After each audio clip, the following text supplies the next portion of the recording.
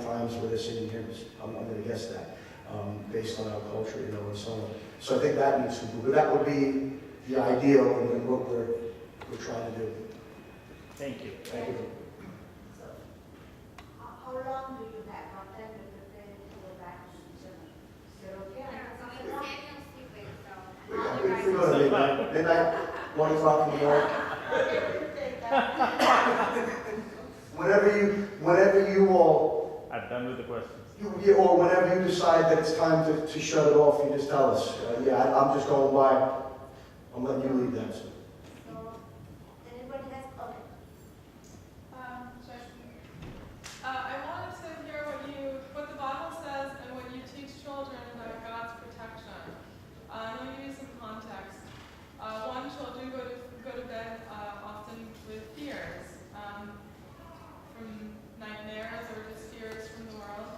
And I think as Christians we tend to say basically God will protect you. But I just came across a story actually this morning when I was upstairs, and there were magazines on the table from Voice of the Martyrs that tells about the persecuted church.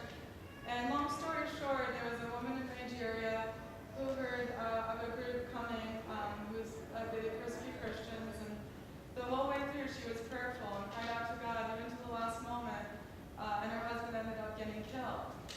And so it made me realize, I always felt like there was something incomplete when I tell my children that they can always cry out to Jesus and that God will protect them.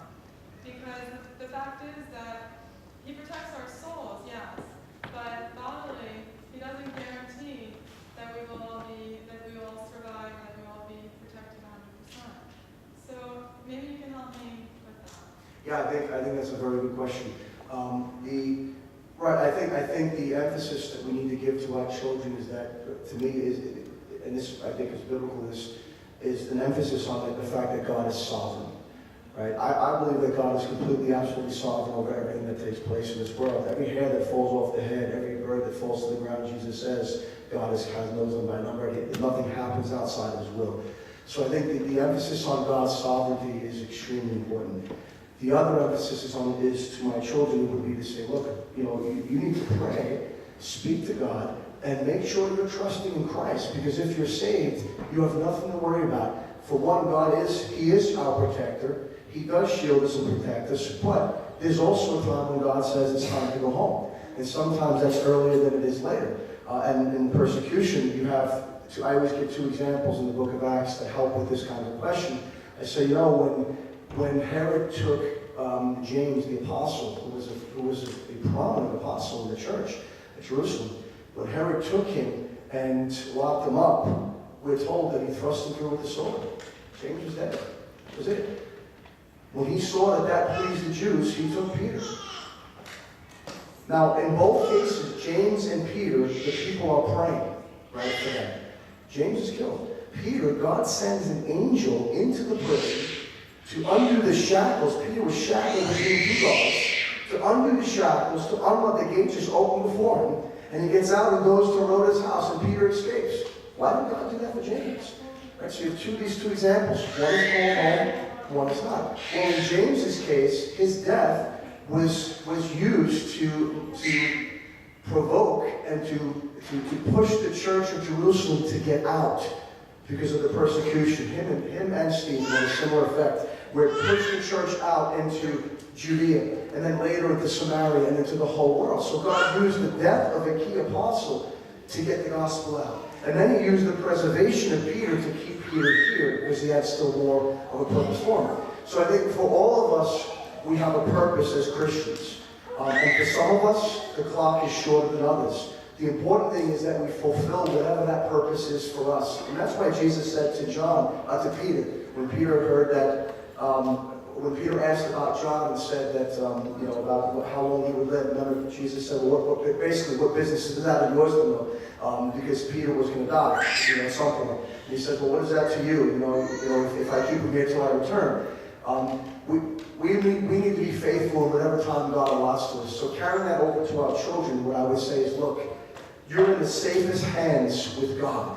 And we don't know when our time is up. You can say, and now again, when you're talking to little children, you have to really chew that up a little bit. And you're not going to be deep theologically, but you can say, we don't know when God wants to bring us home. But we do know that He is faithful, and we know that this is not everything. That this is not the fullness of life. It's in glory. It's in heaven. And there's no more suffering or death there. But He's still our protector. There are still angels who protect God's people. Otherwise, we won't be dead. And so, you can still say, yes, He's sovereign, He's a protector, but when He brings you home, that's your time, to do that. The most important thing is to be ready. So you can tell I tell my, because I have a couple of my kids, one every day, so I'm scared. And we always say, look, just pray and go into your room and pray and speak to God. He knows. Trust Him. He's the one who will watch over you. We can't protect you from everything. God has to do that. So it's okay to say that. But I think give them the big picture of it's much more than this life, and there are children, as you said, there are young children who die every day, whether it's adults or children or whatever, there's persecution, or even you have a kid who gets leukemia, who goes to fight with cancer and dies 4, 5, 6 years old, So anyway, I hope that's helpful. That would be how I would. I think God also uses it when we are afraid. Even for our one son who just recently, he's always afraid at night. He's always afraid to go to bed at night. He doesn't want to be by himself. But he's been recently crying a lot and he's saying, I don't want to go to hell. He's afraid for his soul. So you see God's working, Yeah. And it's not like, our children know about hell. We do preach, we tell them about hell, but we don't, it's not like every single second of every day we're like, you're going to burn, it's not even like that. They do know about the judgment, they know about the gospel and so on, but it's true. Out of nowhere, my son he's been coming out lately, one of them is saying, or even to us, I don't want you to die. Or I want to be with you, I don't want you to leave, Because we just say, look, we don't know when we're going to go, but when we do, we want to be together in glory. We want to be together in heaven. So we use that opportunity, as she said, my wife said, to come back to the gospel. If you trust in Christ, son, if you believe in Him, pray to Him. You don't have to have fancy words. Just speak to Him, like you're talking to me. Talk to Him, ask Him to save you, and He'll answer. Okay. You several times you mentioned I fall short of God's glory. As a preacher, and you preach, and when you come home, when you fail, do you hear the correction from your wife? Yes. I hardly hear her speaking, so just... No. What she does here does not equate to what happens when we're alone. Okay. Different situation. No, I definitely, when I think, unfortunately, I think too much. No, she's gracious. But she will tell me, like if you need to do this, she'll tell me, she's not afraid to. Do you get mad at her for telling you, or? Oh. I try not to. Yeah, I'll be honest. I don't think I'd be able to put up with me. I don't think I would be able to put up with myself, because I can be very honest with him. He usually is pretty quiet. I try to, there have been times when I've gotten mad, I'm sure there have been, but generally I try to just see and I try to listen to what she says, and and to pray, about those things, because I know that, that it's reality, that, there's truth. You see, they say, my friend used to say, when before you're married, I think he said you thought you were a sinner, and then when you get married, you knew you were a sinner, and then when you have children, you knew you were depraved. It's like the reality of the level of sin that's in you comes out the more you have these relations that exist with family and children and things like that. So I know, and so she will tell me, and generally I try to receive. I'm not saying it's not times I'm not defensive, I'm sure, but generally I try to do that. I think Aruna is a little confused. Pastor Mark's ministry is speaking to the public, and her ministry is at home, speaking to Pastor Mark. Yeah, that's why I want to make sure. Don't let that fool you in that way. But she is very gracious, very good, and I've even seen, and I've said this to her, but I've even seen in 15 years, I've seen her grow to be more patient with me. I've seen it in a lot of ways, where things that she would have complained about earlier on with some of my bad habits and, you know, things where she's actually been just not complaining, you know. Yeah. Be encouraged, brother. We are 26 years into marriage, and better years are yet to come. So. All right. I was hoping to be in heaven by next year, bro. Either way, better things are yet to come. So you did mention Mary is a great theologian or something. I think I remember Prashant said, you can be a theologian, but you cannot be a speaker. So that's what he thought. Yeah, yes. What I meant by that was even though Mary didn't write all kinds of volumes and books and, you know, and everything, Mary, the sister of Martha Mary, that based on the message we talked about, her ability to submit to Christ and to sit there and to listen, to break the perfume open, to sack, you know, it's interesting because she breaks open that expensive perfume that's like a year's wages to pour out on Christ. She understood what was going to happen. And then in the very next passage, Judas betrays Jesus for a few weeks worth of wages, worth of silver, right? It was nothing. And it just showed that there's a contrast between Mary and Judas Iscariot that's profound. Because Judas was one of the 12, and he was with Jesus all the time. And here's this Mary who was far, far more theologically astute in her actions, in her understanding theology, than Judas, who may have been able to quote and parrot all kinds of theology in the brain in that sense. So that's why I meant she was a greater theologian than a lot of people. And you see it in her actions. Did you? Yes. I'll be cooking, so you continue the questions. I missed. I said, Yeah, and Prasad, when we're done, you make sure you cut us off, because I'm Italian and I'll just keep going. So you got to make sure you tell us what. Okay, go ahead. I'm sorry. The other night you spoke about putting God first, and this might be more for your wife, but maybe you can. Actually, there may be two parts to this question. How do you? Well, I guess first for both of you, how do you? I think I know what it means to spend time with God. I've been a believer for years, but I want to hear more about how you put God first and how you spend. What does it mean?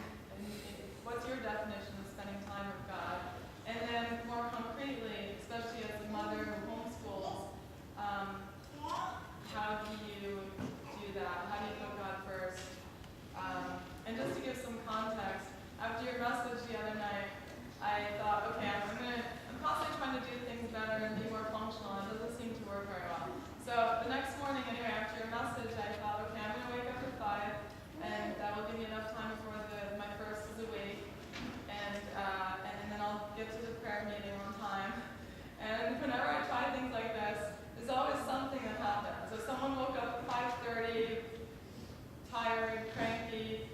There was fighting with someone else shortly after. I mean, it was just, it snowballed. And if it's not that, it's something else. And so I was supposed to spend that time with God. That's my point. I was going to make that a time alone with God. And there always seems to be something that gets in the way. So Yeah, I can relate. It's hard when they're little and there's always something happening. And like you said, you try to get up earlier than them and then they're up.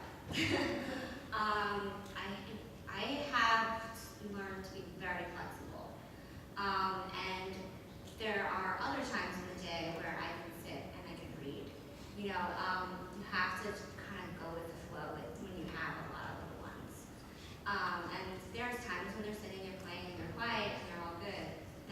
That's your time that you can sit down and read and pray. Usually my best time is when they're in bed at night by myself. That's probably the best time, but that doesn't always happen. I mean, there's stages in your life you're completely exhausted at that point in time. So, especially when you have a newborn, it's really rough. It's really hard to find the right time. So, as far as praying goes, I fall short. I do. But I usually try to, when I'm cooking, I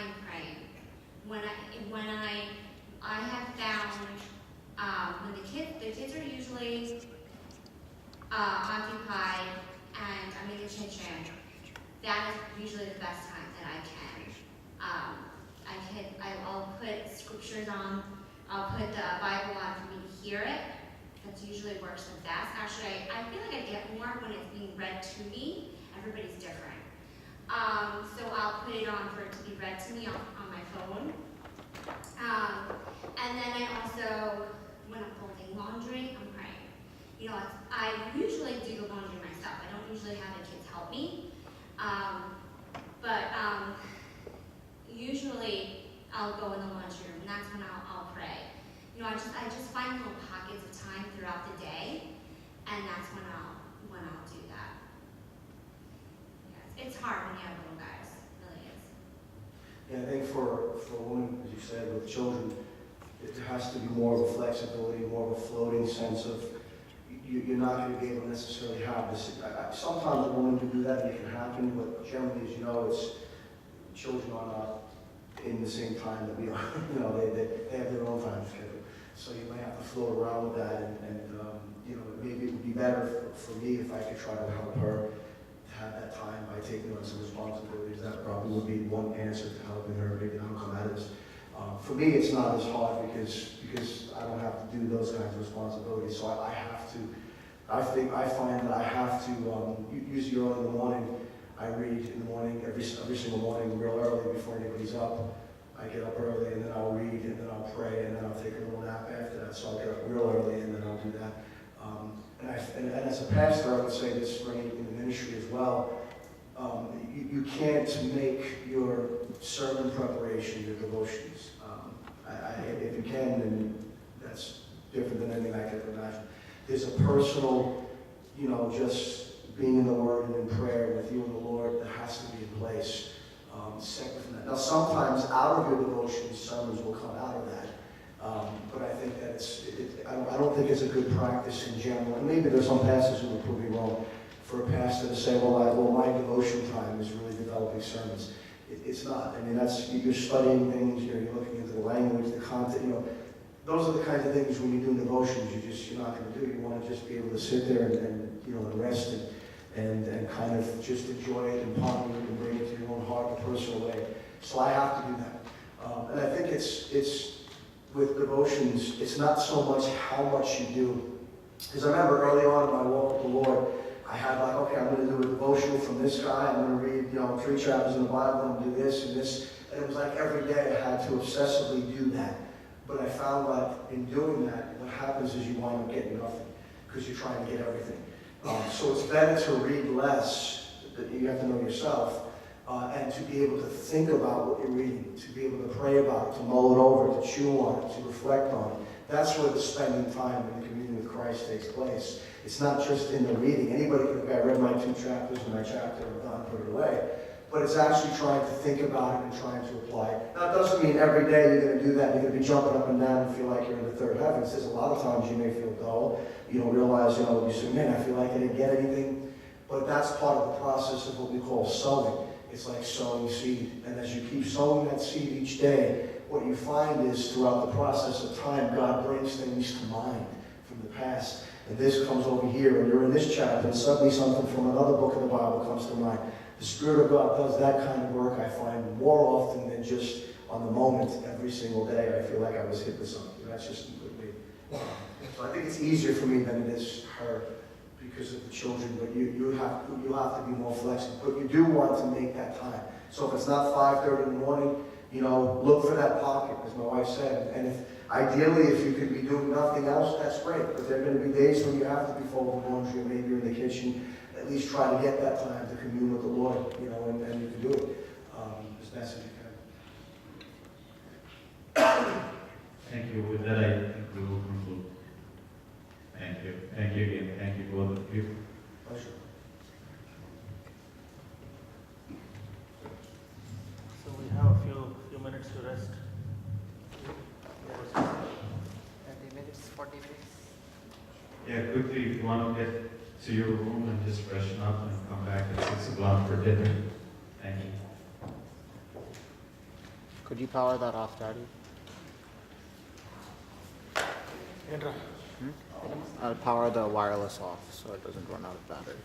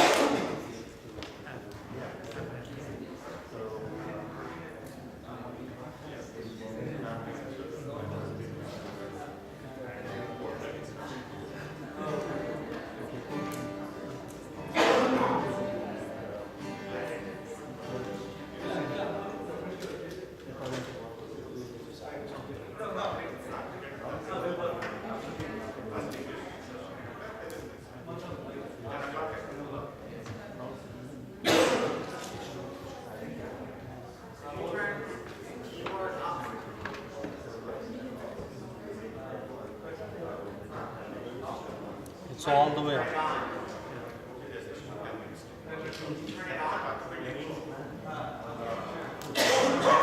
I can hear it. Yes.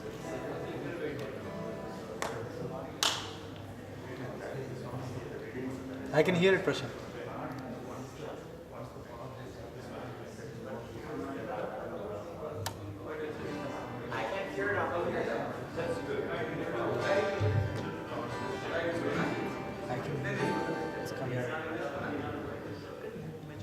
Prashant, play.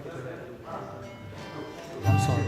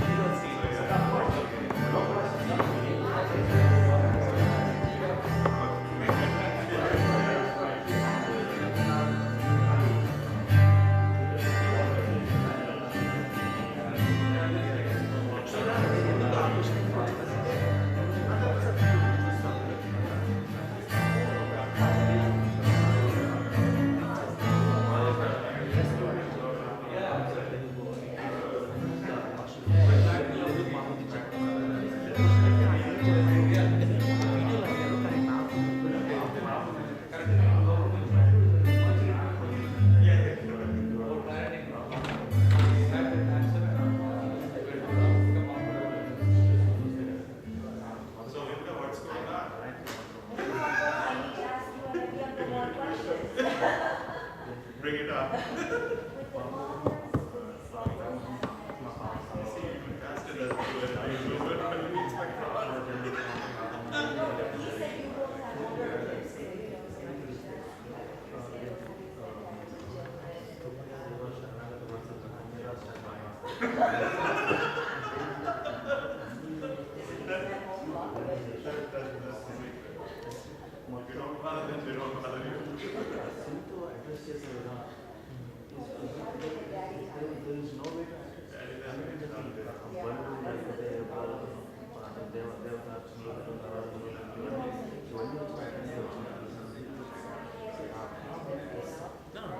That's true.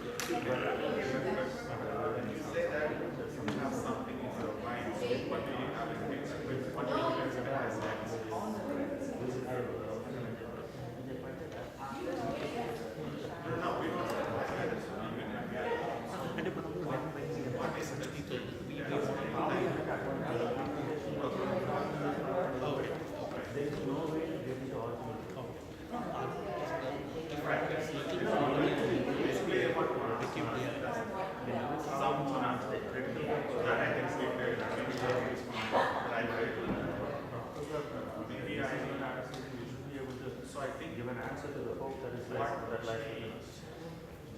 With Prashant, I think it was just kind of something. So I went to, he was in baseball and soccer, so I took him.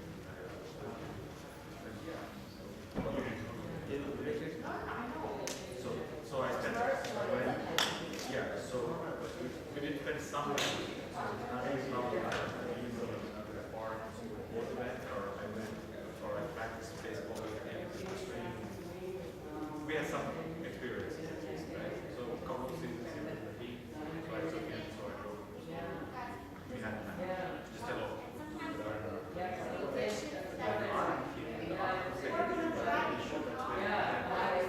So for me, with obviously for my training plan, so I took 3 days off from work. 2 days off. 2 or 3 days off. I think 3 days off.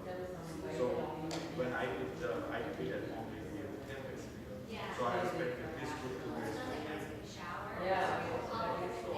shadows for babies to like. I mean, that was like, so I shadowed it. So I got all the words. Forced him to so on this time I spent.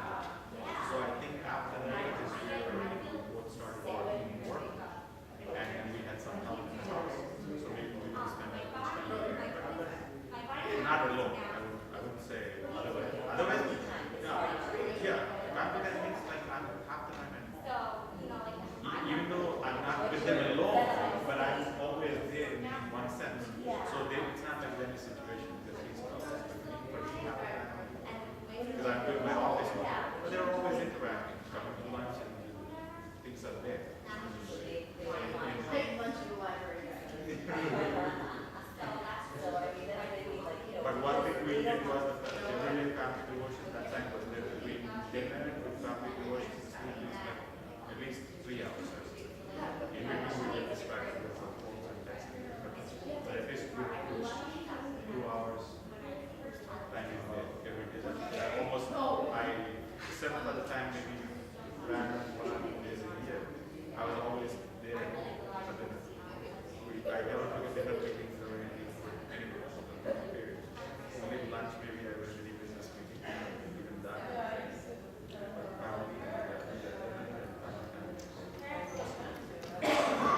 And then obviously the couple of meetings we don't and our family we're all there in the park. That's really but still, I don't think that is ideal. But that's what it is. That's probably second best. If not best. But again, all of these expectations, you're going to get what this culture defines as body time, individual time, loving time. Then we fall short. But if you consider like, if I compare to how I grew up, and my father was really picked me up. Because he didn't have time. So he was busy providing, like getting to 3 o'clock in the morning to work. And by the time he came back, by the time he came to work, he was at dinner time, he was practice, something. That's not because we didn't have any, we get fun, no taking out, no excursions, nothing. Zero. So once you have your expectations, right? Your desires and expectations, then questions come up. So if you don't have expected desires